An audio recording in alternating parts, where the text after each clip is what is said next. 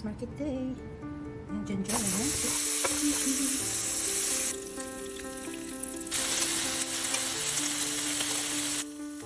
Ang ating sarap na breakfast.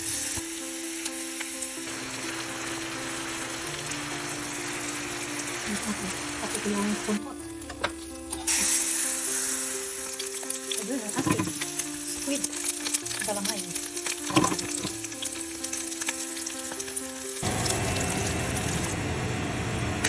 My fruit salad. Hold on for myself. 2 minutes. Perfect ang pagkaluto. Baked whiting fillet. Ayan. Ayun. Successful ang ating beach so. Hello lovelies, happy Sunday. Today magluluto ako ng mais, corn grits, yellow corn. Pamili ako ng mais. So it's cornmeal coarse. Magbuyok taong mais.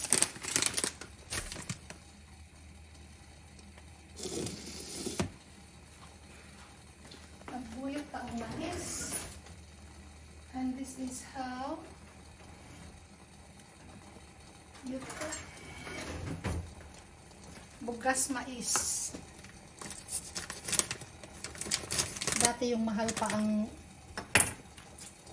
palay, ang rice. Ito ang kinakain namin paminsan-minsan. So kailangan mo muna magpakulo ng tubig, magdagdag ka ng mais. Huwag mo masyadong damihan kasi umaalsa pa yan. Pwede nito siyang gawing lugaw.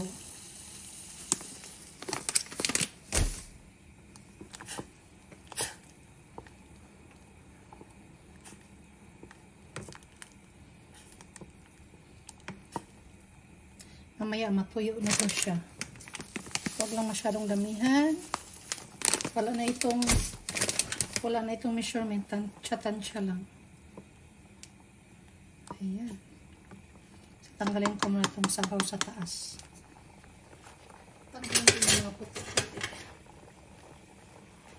So, ganito kami nagluluto ng mais dati. Bigas na mais.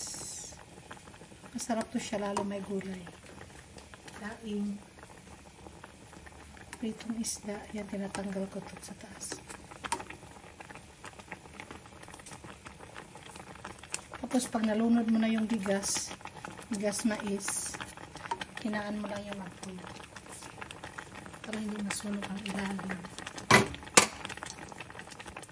Ayan.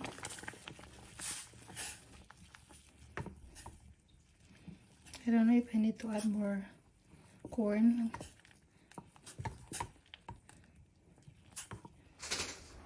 Hayaan ko muna siya hanggang matuyo. Okay, ayan, natuyo na. Kailangan natin siyang i-mix. Just mix it well. I guess nakapag-video na ako nito dati. Iwan ko lang kung mahanap ko pa sa aking files ng mga videos. So, all you need to do now is wait until maluto yung bigas mais. Sa mga nakakain na nito before, or even up to now. Marami naman ako nakikita nagluluto nito. Masarap siya pag yellow corn. So just bring it to a very very low fire para hindi siya masunog hanggang matuyo siya completely. Yung parang kanin na talaga ba. Pero kahit ganito, ang sarap na nito para siyang lugaw. Next time gagawa ko ng lugaw na mais.